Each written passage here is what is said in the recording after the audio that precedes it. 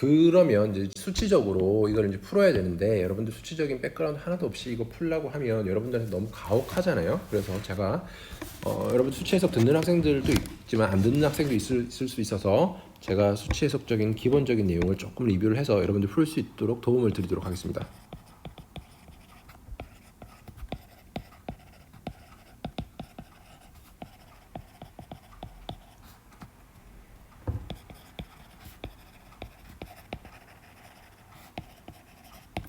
비선형식에 대한 수치적인 기법에 대한 리뷰라는 내용이고요. 여러분들 아마 수치 해석 듣는 학생들 이미 다 배웠을 텐데요. 뉴턴 메소드라고 있어요. 뉴턴 메소드. 자, 이번 수업은 뭐 수치 해석 수업은 아니니까 모든 기법을 리뷰하는 거 아니에요. 뭐 바이섹션 메소드도 있고 뭐 여러 가지 있는데 그거 다 리뷰할 게 아니라 핵심적인 거 우리가 여기서 쓸 것만 알려드리겠습니다. 자, 이거는 뭐냐면 여러분들이 x와 y라는 축이 있다고 했을 때 어떤 베타라는 y축에 하나의 베타라는 컨스턴트 값이 있다고 생각해 봅시다. 여러분들의 펑션 자체는 이러한 형태로 펑션이 이루어져 있다. fx의 형태를 띠고 있다라고 할게요. 자, 우리가 지금 하고 싶은 건 뭐냐면 fx는 베타를 만족하는 x를 찾고 싶은 겁니다. fx는 베타를 만족하는 x를 찾고 싶은 거예요. 무슨 말인지 이해되십니까? 자, 여러분들 뭐 예를 들면 눈으로 보면 여기겠구나 생각하겠지만 컴퓨터는 어딘지 모르잖아요. 그럼 이거를 수치적인 기법을 통해서 얘가 근을 찾을 수 있도록 해줘야 돼요. 자, 이게 리니어 이퀘이션이 아니기 때문에 넌리니어 이퀘이션이기 때문에 함수가 어떤 형태인지도 일단 잘 모르고요. 그걸 어떻게 푸는지를 이제 설명할 건데요. 그 첫 번째 방법이 뉴턴 메소드라는 겁니다. 뉴턴 메소드. 일단 여러분 이걸 하려면 테일러 시리즈 익스펜션을 먼저 활용합니다. 테일러 시리즈 익스펜션 i 플러스 xi 플러스 1은 fxi 플러스 f 프라임의 xi의 h 플러스 f 더블 프라임의 xi의 h 스퀘어 오버 2 플러스 이렇게 가잖아요. 이게 테일러 시리즈 익스펜션이잖아요. 여기서 고창은 날려버릴게요. 그러면 식이 이러한 형태로 되죠. 그죠? 자, 이렇게 됩니다. 요걸 가지고 이제 할 건데, 자, 우리가 이런 문제를 풀 때는 어떻게 푸냐면 뉴턴 메소드 같은 경우에는 어떻게 하냐면 임의의 우리가 잘 모르지만 어떤 하나의 점을 그냥 쏴본다는 거는 임의의 초기값 x1을 정의를 해서 걔를 가지고 평가를 해보는 거예요. x1을 가지고 fx를 평가를 해봅니다. 그럼 이게 뭐예요? fx1이 되겠죠. 그렇죠? 그렇게 하고 나면 이제 어떻게 됩니까? 그렇게 하고 나면 자, 그렇게 하고 나면 여기서 접선 방향으로 얘를 쭉 내리게 되면 이렇게 만나는 한 점을 우리가 알 수 있겠죠. 그러면 여기서의 기울기는 f 프라임의 x1이 되고요. 그다음에 여기서 만나는 그러니까 이 직선에 대한 식은 어떻게 됩니까? 직선에 대한 식은 x2라는 값을 넣었을 때 얘는 결국 fx라고 헷갈리는데 얘는 그냥 gx라고 할게요. gx. 우리가 모르는 넌리니어 함수는 gx라고 하고 여기에서 우리가 지금 여기서 헷갈리는데 다시 지우고 얘를 그냥 fx라고 하고 여기서 우리가 쓰고 있는 얘를 g라고 할게요. g.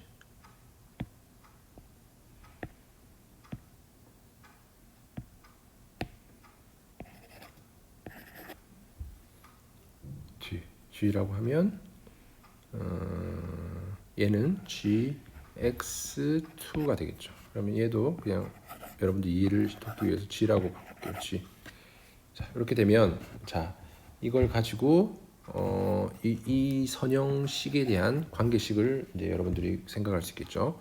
결국 gx2는 뭐라고 볼 수 있습니까? gx1 플러스 뭐예요? G 프라임의 x1의 h. 이 G 프라임 x1은 결국 뭐랑 같습니까? F 프라임의 x1이랑 같은 거죠, 그죠? 네, 이렇게 됩니다. 자, 이렇게 되면 여러분들이 요 식을 빼기를 해주면 gx2 마이너스 g의 x1 나누기 h는 아니요, 이렇게 하지 말고 나누기 g 프라임 x1은 뭐가 됩니까? h가 되죠. 여기서 h는 뭡니까? h는 이 둘 사이의 디스턴스를 얘기하는 겁니다. 그래서 어떻게 됩니까? 얘는 x2 마이너스 x1이 되는 거죠. 그렇게 함으로써 이런 선형적인 관계를 이용해서 여러분들이 x2를 찾을 수가 있겠죠. x2. x2는 x1 플러스 gx2 마이너스 gx1 over g 프라임의 x1 이렇게 되겠죠.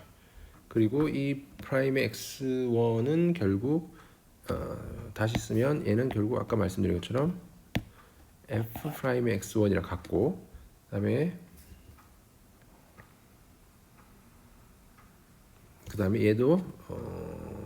얘도 지우면 얘도 결국 f의 x1이랑 같죠. 그렇죠? f의 x1이랑 g의 x1이랑 같으니까 이렇게 되고 얘 같은 경우에는 어떻게 됩니까? 얘는 gx2는 이 점이잖아요. 이거는 fx2랑 같지는 않잖아요. 같지는 않고 얘는 뭐랑 같습니까? 베타랑 같죠. 그래서 얘를 대신해서 베타를 이제 쓸 수 있겠죠. 베타. 괜찮습니까? 그렇게 쓰게 되면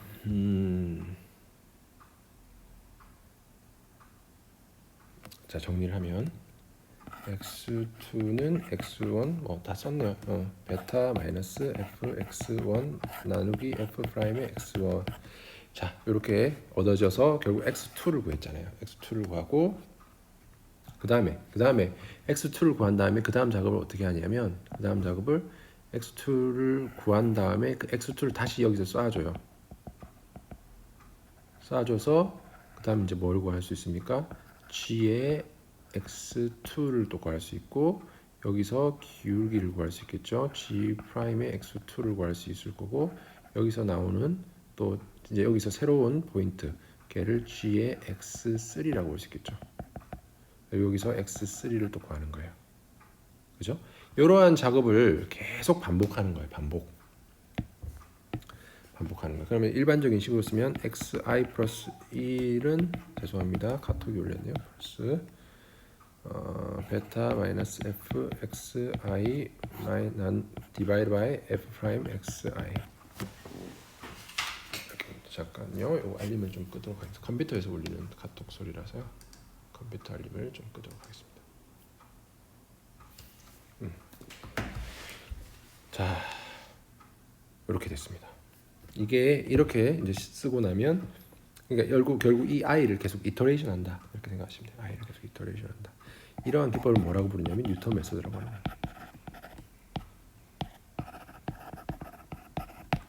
뉴턴스 메소드. 이렇게 푸는 방식을 뉴턴스 메소드라고 부르고요. 이게 심플하죠. 근데 이게 이 기법의 한 가지 단점 뭐냐면 이거는 이제 수치 해석 시간에 아마 다 배웠을 텐데 무슨 단점이 있습니까? 얘는 f 프라임의 함수를 알아야 얘를 구할 수 있어요. 근데 그게 쉽지 않다. fx라는 함수가 어떻게 되어 있는지 알지 못하는 상태에서 f 프라임을 우리가 모를 수 있다는 겁니다. 그러면 어떻게 됩니까? 함수를 모를 때 fx라는 함수를 모를 때 그냥 어떤 데이터만 주어져 있고 그에 대해 함수가 없을 때는 이 기울기를 구할 수가 없다는 거죠. 그럴 때는 어떻게 하느냐? f의 프라임의 x1을 어떤 식으로 에스티메이션 하냐면 에스티메이션 하는 거예요. 정확하지는 않고 x1-x0 한 단계 전의 기울기를 가지고 바로 전 단계에서 구했던 기울기를 가지고 얘를 approximation 하는 거예요. 그러면 어떻게 됩니까? 위에 있는 식에다가 걔를 집어넣으면 이런 형태 x2는 x1 플러스 x1 오버 x0 오버 f x1 마이너스 f x0 베타 마이너스 f의 x의 원, 이런 형태로 식을 구성할 수 있습니다. 얘에 대한 일반적인 식으로 표기를 하면 x의 알파 플러스 1, 알파는 이터레이션 인덱스입니다. 반복하는 거라고 했어요. 알파 플러스 f의 x의 알파 마이너스 f의 x의 알파 마이너스 1. 아이고. 분의 x의 알파 마이너스 x의 알파 마이너스 1 베타 마이너스 f의 x의 알파, 이렇게 됩니다. 자, 이렇게 또 새로운 식이 나왔는데 얘를 뭐라고 부르냐면 시컨트 메소드라고 부르는 거예요. 자, 앞에 기법과 현재 기법의 차이, 주요한 차이는 뭐냐면 지금 뉴턴 메소드는 초기값 하나만 주면 돼요. 하나만 주면 걔를 가지고 이렇게 반복하면서 그를 찾아가는 방법이고요. 시컨트 메소드는 초기의 값이 두 개가 주어져야 됩니다. 왜냐하면 기울기를 구해야 되기 때문에. 그래서 초기에 두 포인트를 쏴줘서 얘를 가지고 기울기를 구해서 걔를 가지고 다음 스텝을 구해 나가는 방식이에요. 시컨트 메소드는 두 개의 이니셜 컨디션을 필요하다는 단점이 있고요. 대신에 기울기를 몰라도 된다는 장점이 있습니다. 그래서 우리가 이번 과제에서 쓰는 기법은 이 시컨트 메소드입니다. 왜냐하면 그 함수를 구하기 어렵기 때문에 시컨트 메소드를 쓸 거예요. 써야 됩니다, 여러분들이. 자, 그 다음 내용으로 넘어가겠습니다. 이번 과제에서 여러분들이 이터레이티브 메소드를 이번 그 설계 과제에서 이터레이티브 메소드를 쓰는데 그 이름을 슈팅 메소드라고 부릅니다. 지금 여기서 제가 설명드린 모든 과정을 한꺼번에 말씀드리면 슈팅 메소드라고 부르는 거예요. 하나의 예를 들어서 설명을 드릴게요. 여러분들이 y 더블 프라임 플러스 py 프라임 플러스 qy는 r이라는 ODE식이 있다고 생각해 볼게요. 그리고 여러분들이 가지고 있는 조건은 y0는 알파, 그다음에 yl은 베타라는 경계 조건이 주어져 있다고 생각하겠습니다. 자, 그러면은 이 문제를 이제 풀려고 하면 어떻게 푸냐면 이런 식으로 풉니다. y는 y1이라고 하자 하는 겁니다. 그리고 그러면 y 프라임은 y1 프라임이 되겠죠. 그러면 얘는 얘를 y2라고 하자 하는 겁니다. 하자. 그다음에 그럼 더블 프라임은 y1 더블 프라임 플러스 equal to y2 프라임이 되고요. y2 프라임, 그러니까 결국 y1 프라임은 요 식에다가 y1 프라임을 넣게 되면 플러스 py1 프라임 플러스 qy1은 r이 되잖아요. 그럼 y1 더블 프라임은 마이너스 py1 프라임 마이너스 qy1 플러스 r이 되잖아요. 그 관계식을 여기다가 가져오는 거예요. 그래서 얘랑 같으니까. 그래서 여기다 갖다 쓰면 이런 식이 되겠죠. 그러면 결과적으로 여러분들이 어떤 식이 구성이 되냐면 y1 프라임은 y2라는 식이 되고요. y2 프라임은 마이너스 py1 프라임, 이제 y1 프라임은 아까 우리가 뭐랬어요? y2라고 했잖아요. 그러면 얘를 y2로 바꿔 쓰면 됩니다. y2 마이너스 qy1 플러스 r, 이렇게 두 개의 식이 이제 완성이 됩니다. 자, 이걸 왜 했냐 생각해 보시면 얘가 원래 세컨 오더 ODE였잖아요. 세컨 오더 ODE였어요. 이게 미방이었어요. 이게 미방을 지금 두 개의 1개 미방으로 바뀌었어요. 두 개의 two first order ODE가 이제 구성이 된 겁니다. two first order ODE가 구성이 된 겁니다. 자, 이렇게 되면은 이 ODE를 풀기 위해서는 여러분들이 어떤 조건이 필요하냐면 결국 y1 제로라는 정보와 그다음에 y2 제로라는 정보만 알면, 얘가 이니셜 컨디션이라고 하잖아요. 얘만 알면 얘를 적분 쭉 해나가면 돼요. 그러면 구할 수 있어요. 그죠? 근데 문제는 뭡니까? 이 자체가 뭡니까? 이 자체가 결국 y1 제로는 알파, y1 L은 베타라는 사실이지, 얘를 요거는 오케이 주어졌어요. 초기 조건 오케이 괜찮아요. 근데 얘는 지금 이 조건이 아니잖아요. 그죠? 그러면 어떻게 하냐면 얘를 이 두 가지의 관계를 가지고 얘를 역추적하는 방법이 필요한 겁니다. 얘를 모르기 때문에 얘를 알아야 이 문제를 풀 수 있다는 겁니다. 얘를 알아서 그거를 어떻게 하냐면 이제 시퀀스 메소드를 이렇게 해서 활용하는 거예요. 이런 방법을 통해서 시퀀스를 활용하는데 여러분들이 지금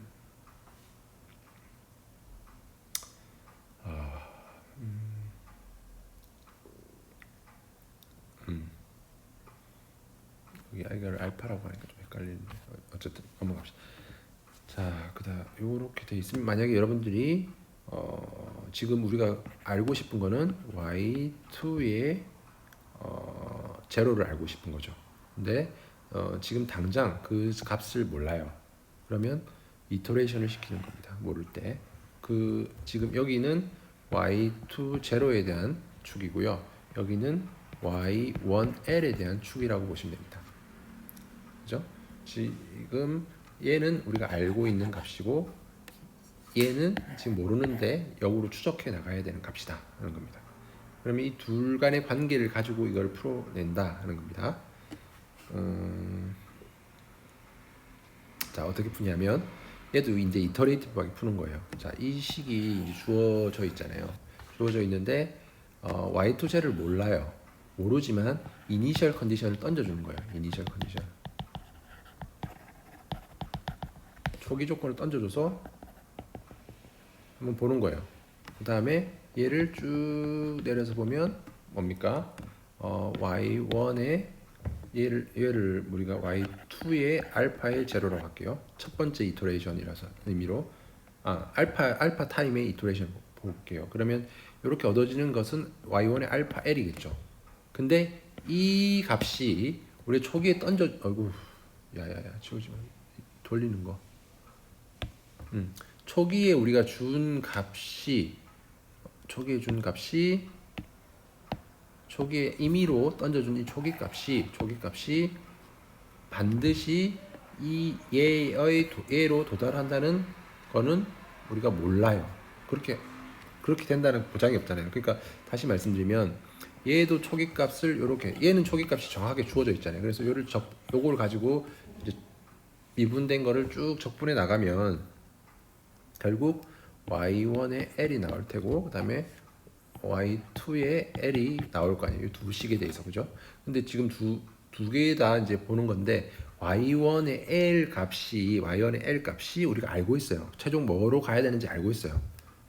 우리의 목표는 y1의 l이라는 점으로 가야 되는데 처음에 이니셜 게스한 이 값이 얘로 도달한다는 보장은 없잖아요. 그죠?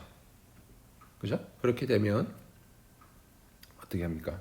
그렇게 하면 이제 요게 아니구나 생각하고 그다음 값을 그다음 이제 이터레이션 포인트를 가지고 그다음에 요 이제 잠깐만요. 요거는 지금 우리가 시퀀트 메소드를 쓸 거기 때문에 얘는 한 포인트로 하는 것이 아니라 뉴턴 메소드면 이제 그렇게 되면 되는데 두 포인트를 써야 되기 때문에 y2의 알파 마이너스 1이라는 점도 일단 임의로 던져 본다고 생각하면 됩니다.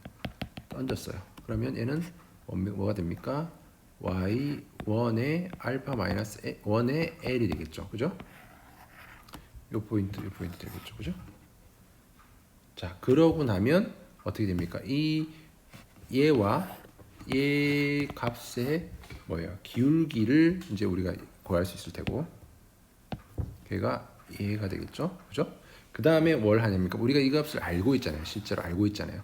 그럼 역으로 이 포인트에서 얘를 쏴줘서 그 다음에 이 새로운 포인트를 이제 찾게 되는 거죠. y2의 알파 플러스 1을 찾게 되는 거죠. 그죠? 무슨 말인지 아시겠습니까? 그 다음에 이 작업을 반복하는 거다. 그 다음은 새로운 이니셜 게스는 얘를 가지고 다음에 얘를 가지고 어떻게 된다? 이 함수에 대해서 쌓아주고 A에 대해서 쌓아주고 하면 또 다시 기울기가 얻어질 테고, 그다음에 그 우리가 알고 있는 y1을 여기다가 다시 쌓아주면 이렇게 또 새로운 y2의 알파 2 플러스 2 이렇게 얻어지겠죠. 이러한 과정을 계속 반복하다 보면 결국 뭡니까? 정확한 우리가 원하는 y1l에 해당하는 뭐예요? 해당하는 초기 값이 이제 찾아지겠죠. 걔가 뭡니까? 우리가 알고자 하는 finalized 초기값 y2 제로가 되는 거죠. 조금 헷갈리실 수도 있는데 한번 제가 설명한 거를 잘 고민해서 이해를 좀 해보시면 될 것 같습니다. 이걸 시퀀트 메소드에 기반한 거죠. 그래서 아까 우리 시퀀트 메소드를 썼던 것처럼 이퀘이션을 쓰게 되면 y2의 알파 플러스 1의 제로는 y2의 알파의 제로 플러스 y1의 알파의 L 마이너스 y1의 알파 마이너스 1의 L 분의 y2의 알파의 제로 마이너스 y2의 알파 마이너스 1의 제로 베타 마이너스 y2의 알파의 L. 아까 우리가 적었던 시퀀트 메소드를 이렇게 적용하면 이런 식이 된다 하는 겁니다. 그렇게 해서 결국 최종 y2 이게 이터레이션에서 내가 만족할 때까지 계속 이터레이션해서 얻는 거예요. 자, 그래서 정리를 하면 이터레이션 하면서 계속 y1 프라임은 y2 이 식을 풀 테고 y2 프라임은 마이너스 p e2 마이너스 q y1 플러스 r이라는 식을 이 ODE잖아요. 얘를 계속 ODE를 푸는데 한 번 푸는 과정에서 이제 걔를 초기 값을 이제 계속 새롭게 평가를 하겠죠. 그리고 초기 값이 더 이상 안 바뀌는 지점으로 가면 수렴이 됐다 이렇게 볼 수 있겠습니다. 그래서 이제 요거를 이산화하는 방식은 이산화라는 말을 처음 들어보죠. 얘를 시간 적분하는 방식은 여러 가지 기법들이 있는데요. 이것도 수치 해석 여러 공부하시는 분들은 아시겠지만 여러 가지 기법이 있는데 그 중에 대표적인 기법이 익스플리시트 오일러라는 기법이 있어요. 익스플리시트 오일러. 이것도 결국 테일러 시리즈로부터 이제 출발하는 건데요. 그냥 단순히 이렇게 보면 됩니다. y1의 지금 이게 n 플러스 1 마이너스 y1의 n 나누기 뭐라고 생각하냐면 간격, 둘 사이 간격. 얘는 델타 에타라고 할게요. 델타 에타. 얘는 y2에 라고 쓰는데요. 여기서 오른쪽에 있는 것을 n으로 보는 거. n으로 보면 이게 결국 익스플리시트 오일러 기법이에요. 지금 이게 위에 있는 식을 시간 적분 보통 시간에 대해서 어디 있는 시간에 대해서 푸는 거라 시간 적분이라고 하는데 여기서 델타 에타에 대해 적분해 나가는 거라서 이렇게 보면 됩니다. 자, 두 번째 식은 어떻게 됩니까? 델타 에타의 y2의 n 플러스 1 마이너스 y2n은 마이너스 p y2의 n 마이너스 q y1의 n 플러스 r의 n 이렇게 여러분들이 해서 요거를 풀면 결국 이게 뭡니까? 익스플리시트 오일러다. 결국 지금 우리가 업데이트 해야 되는 건 뭡니까? 알아야 되는 것은 y1의 n 플러스 1은 y1의 n의 플러스 델타 에타의 y2의 n이잖아요. 이 식을 풀어야 되는 거잖아요. 그래서 요거를 이런 식으로 접근하는 거를 익스플리시트 오일러 기법, 가장 기본적인 기법, 가장 시간 그 ODE에서 가장 기본적으로 푸는 방법이에요. 그리고 얘는 오른쪽에 있는 값들이 기존에 알고 있는 값을 쓰잖아요. 알고 있는 값. n이라는 거는 현재 내가 이미 다 알고 있는 값이고 n 플러스 1은 아직 모르는 값이에요. 이렇게 알고 있는 값을 가지고 푸는 것을 뭐라고 부르냐면 explicit approach라고 합니다. explicit 뭐 양해법이라고 하던데 어쨌든 explicit 다 명쾌하게 다 알고 있는 값을 가지고 우항에서 푸는 방식을 explicit 오일러라고 하고 만약에 얘를 n 플러스 1로도 할 수 있을 거 아니에요. 그죠? 그렇게 푸면은 얘를 레프트 핸드 사이드 넘기고 막 이렇게 풀 거 아니에요. 그렇게 푸는 방법을 implicit 오일러라고 합니다. implicit 오일러, explicit 오일러, implicit 오일러. 근데 지금 제가 일단은 이렇게 푸는 방법을 explicit 오일러라고 하고요. 이거 말고도 여러분들이 수체 석책 혹시나 이제 좀 공부를 하시면 렁게쿠타 기법이라는 게 있어요. RK 그 차수에 따라서 RK2, RK3, RK4 이런 것도 있어요. 여러분들이 이런 걸 쓰면은 좀 더 정확해요. 좀 더 에큐러시가 높아집니다. 익스플리시트 오일러는 근사가 굉장히 러프한 근사이기 때문에 에큐러시가 떨어지고요. 이런 것들을 쓰면 에큐러시가 증가합니다. 그래서 여러분들 과제를 할 때 어떤 기법을 쓸지를 뭐 고민하셔서 활용하시면 될 것 같습니다. 자, 정리를 해보겠습니다. 이제 과제를 풀어야 되니까 계속 이제 이렇게 저렇게 다른 형태로 계속 설명을 드리는데 hopefully understand 하기 바랍니다. 제가 이 문제를 낼 때 고민을 많이 했습니다. 여러분들한테 안 그래도 비대면인데 스트레스를 많이 드리는 게 좋은가 고민했고, 여러분들이 과제를 안 내주는 것이 저도 가장 편한 길이고 여러분들도 이지 고잉 할 수 있는 길이라고 생각을 하는데, 그러면은 서로 편한 길만 추구하면은 서로에게 발전이 없을 것 같아서요. 저한테도 발전이 없고 여러분들도 좀 챌린징한 어떤 것들을 해보지 않으면은 이 과목에서 얻어가는 것들이 없을 거 아니에요. 그래서 제가 항상 강의할 때 가장 중요하게 여기는 덕목 중에 하나가 뼈에 사무치게 배우자라는 거거든요. 뼈에 사무치게. 근데 여러분들 이렇게 직접 코딩을 해보고 실제로 뭔가를 만들어보고 하는 것들은 평생 남아요. 회사 가서도 안 됐던 그런 아픔들, 그런 기억들이 남아서 뼈에 사무쳐 있어서 다시 하라고 그러면 할 수 있어요. 근데 이런 공부 이런 것들은 시간이 지나면 그냥 잊혀져 버리는 경우가 많습니다. 그래서 조금 힘들더라도 그리고 제가 조금 욕을 먹더라도 여러분들에게 도움이 될 과제를 좀 드리는 거니까 너무 상심해하지 마시고 같이 힘내서 이 문제들을 해결해 나갔으면 좋겠습니다. 그리고 여러분들 궁금하신 것들, 과제하시면서 잘 안 되는 것도 있으면 언제든지 어디다가 올린다? 스마트 러닝 시스템에 올리시면 제가 답을 할 수 있는 것들은 해서 여러분들에게 도움을 드리도록 할 테니 여러분들도 열심히 하고 저도 열심히 하는 그런 남은 학기가 됐으면 좋겠습니다. 자, 어떻게 푸냐? 이 문제 어떻게 푸냐? 다시 정리를 하면 초기값을 던져줘요. 초기값을 던져서 결국 뭘 합니까? 먼저 이 식에 대해서 적분을 합니다. 초기값을 던져서 이 식에 대해서 적분을 하는데, 그때 이제 기법은 이거를 쓸지 explicit oil을 쓸지 아니면 RK를 쓸지 그건 여러분들이 알아서 판단하시되 효율적인 기법을 찾으시면 됩니다. 그렇게 해서 적분을 하는데 이렇게 시간에 있으면 적분을 쭉 하게 되면 이제 마지막 값이 얻어지겠죠. 그러니까 그게 y1의 l이라든지 y2의 여기 위에 l이라고 했나요?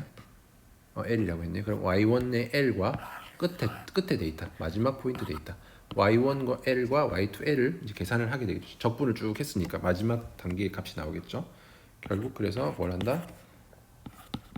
시간 적분을 쭉 해서 ODE를 풀어서 y1의 l과 y1 오케이. 물론 그 두 개의 값이 다 나올 테고 나오는데, 지금 이거 같은 경우에는 한 식에 대해서 초기 값을 두 번 준 거 아니에요. 한 식에 대해서 어떤 식입니까? 한 식에 대해서 초기 값을 두 번 준 거니까 지금 이 두 번째 식에 대해서 초기 값을 두 번 줘서 이 식을 두 번 푼 거예요. 그러면 결과가 두 개가 나오겠죠. 끝에 포인트가 두 개가 나올 거예요. 걔가 하나는 y1 1의 l, 하나는 y1 0의 l이라는 마지막 값이 얻어질 겁니다. 그죠? 그렇게 보시면 됩니다. 그 다음에 이렇게 하고 그 다음에 여러분들 할 거는 3번 과정인데요. 3번 estimate y2의 0 based on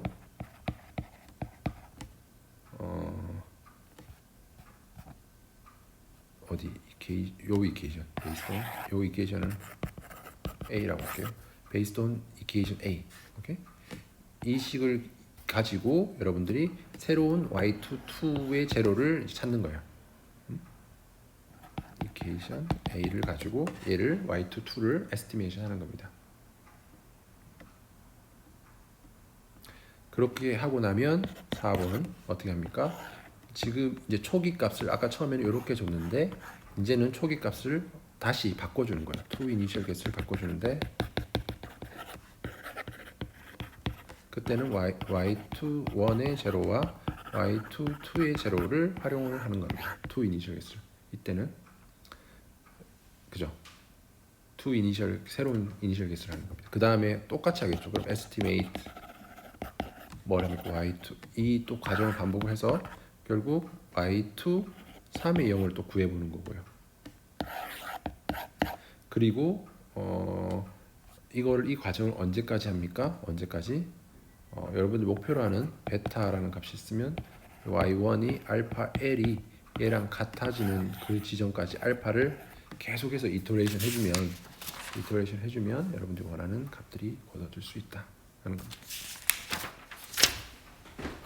충분히 설명이 됐나요? 계속 이거를 여러분들에게 최대한 도움을 드리기 위해서 발버둥을 치고 있습니다. 자, 조금만 더 설명하죠.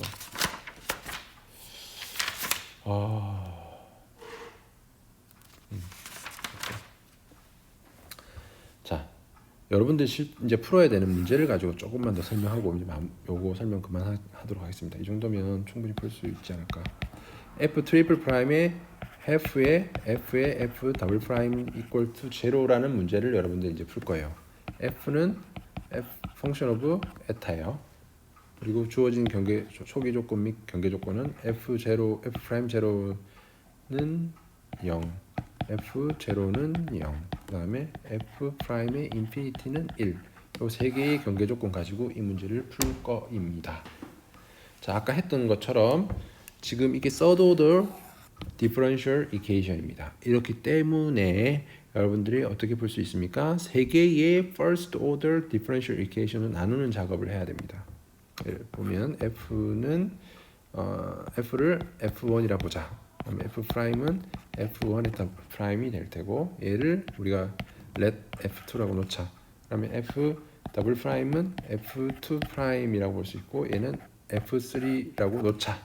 그러면 F 트리플 프라임은 F3의 프라임이 될 테고 그러면 우리가 이 F 트리플 프라임은 뭐라고 그랬어요? 마이너스 2분의 1의 F 더블 프라임이라고 볼 수 있겠죠? F 트리플 프라임은 그죠? 그러면 얘는 일단 마이너스 2분의 1의 F 더블 프라임이 되는데 아까 F는 뭐라고 했어요? F1이라고 했죠. 그러면 마이너스 2분의 1의 F1이 되고 그 다음에 F 더블 프라임은 뭐라고 했어요? F3라고 했죠. F3가 되죠. 그렇게 하면 여러분들 식이 결국 세 가지 ordinary differential equation인데 하나는 F1 프라임은 F2 요 식이 되고 하나는 F2 프라임은 F3 하나는 F3 프라임은 마이너스 F, F1, F3 이렇게 된다. 세 개의 first order ordinary differential equation으로 바뀌어 버렸습니다. 됐나요? 자, 그런데 지금 보시면 이니셜 컨디션을 볼게요. 자, F0는 제로랑 뭐랑 같습니까? 결국 이게 F 프라임이죠, 그죠? F0의 제로는 F1의 제로는 제로랑 같습니다, 그죠? 같습니다, 그죠? 그다음에 F 프라임 제로는 이 부분이잖아요. 결국 이건 뭡니까? F2의 제로는 제로라는 거랑 같습니다. 그럼 이건 뭐겠어요? F2의 인피니티는 1이랑 같은데 인피니티라는 것보다 이미 큰 수를 집어넣을게요. 열은 1과 같다. 이렇게 해서 세 가지 조건을 했어요. 자, 근데 지금 이 세 개의 OD를 풀려면 얘기 드린 것처럼 F1의 제로 조건 알아야 되고 F2의 제로 조건 알아야 되고 F3의 제로 조건을 알면 이거 그냥 적분하면 끝나는 거예요. 근데 문제는 뭐냐면 얘 알아요. 근데 얘는 몰라요. 대신에 F2의 열은 알아요. 그죠? 그러면 아까 했던 것처럼 이 얘를 가지고 얘를 추적을 이제 하는 작업을 뭘로 한다? 슈팅 메소드를 가지고 하는 거예요. 이해되십니까? 그래서 여러분들이 만약에 이걸 코딩으로 다 알려드립니다. 코딩으로 한다면 알고리즘을 한번 설명을 드려볼게요. 여러분들 근데 잘 이해하셔서 여러분들 언어로 잘 정리하시는 게 큰 점수를 받으실 수 있을 겁니다.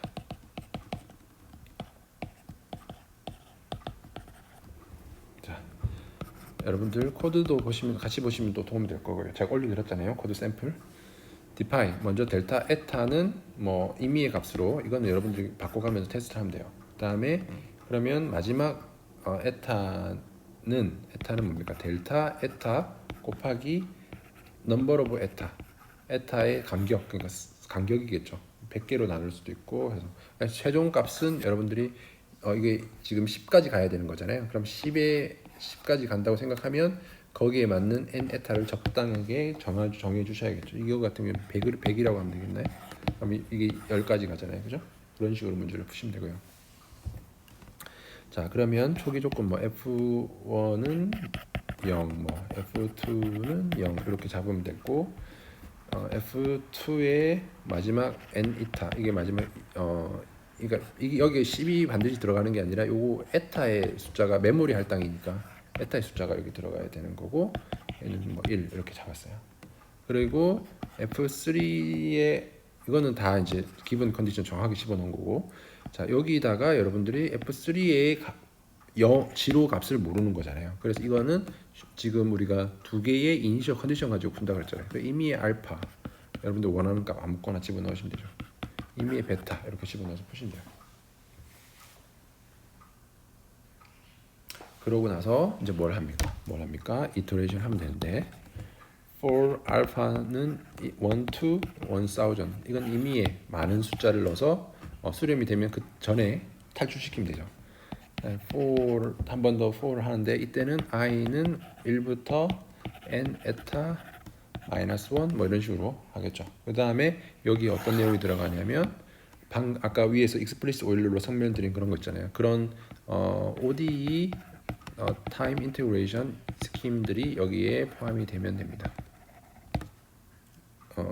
그죠? 그렇게 해서 적분을 해서 풀면 되고요. 그래서 AND 이렇게 하면 요 과정을 한번 겪을 때마다 for를 한번 할 때마다 뭐예요? 계산 한 번이 일어나는 거예요. 계산 한 번 일어나고 그 다음에 이제 요 밖에 있어야 되는 것이 뭐냐면 있어야 되는 게 아까 F3의 알파 플러스 1 그 지로는 F3의 알파 제로 플러스 F2의 알파의 n 이타 마이너스 F2의 알파 마이너스 1의 n 이타 분의 F3의 알파 제로 마이너스 F3의 알파 마이너스 1의 제로 곱하기 베타 마이너스 F2의 베타가 하라고 하면 안 되겠는데요. 베타라고 하면 안 되고 여기는 여러분들 타겟하는 포인트 지금 타겟하는 포인트는 결국 여러분들이 마지막에 뭐가 돼야 됩니까? 1이 돼야 되잖아요. 왜냐하면 F2의 n 이타가 1이니까 그 값이 여기 들어가야 됩니다. 그죠? 여기를 지금 타겟하고 있잖아요. 그래서 여기에 알파의 n 에타 이렇게 됩니다. 이렇게 해서 여기다가 세컨드 메소드를 여기다 쭉 집어넣어서 결국 F3 요 지금 두 개로 슈팅을 여기서 시킨 다음에 그 다음에 걔를 가지고 얘를 적분한 다음에 얘를 구한 것과 그 다음에 이니셜 컨디션으로 구했던 것과 이렇게 기울기를 해서 새로운 F3 제로를 구하는 거죠. 이 과정에서. 그죠? 왜냐하면 초기에 줬던 F3 제로가 이니셜 컨디션이라는 보장이 없기 때문에 반복을 하는 겁니다. 그리고 여기다가 여러분들 수렴 조건을 줘야겠죠. if 뭐 예를 들면 n 에타가 마이너스 F2의 알파의 n 에타가 뭐 1 곱하기 10의 마이너스 뭐 10승을 하든 여러분들 마음대로 하시면 그러면 이 지금 F2의 n 에타가 마지막 우리 여러분 타겟하는 1이라는 값이 될 테고 이것도 결국 F2의 n 에타인데요. 1이라는 값이 될 테고 그 값이 우리 여러분이 이터레이션 하고 있는 이 값과 같아지면 1보다 굉장히 작은 수가 되면 수치니까 0이 딱 될 수는 없잖아요. 그래서 굉장히 작은 숫자가 되면 끝내라 하는 이 이터레이션을 탈출하는 거고 얘 엔드는 얘랑 서로 매칭이 되는 그런 과정이라고 보시면 됩니다. 이런 알고리즘을 이제 여러분들이 코딩을 통해서 구성하시면 되는 거예요. 여기까지 이해되십니까?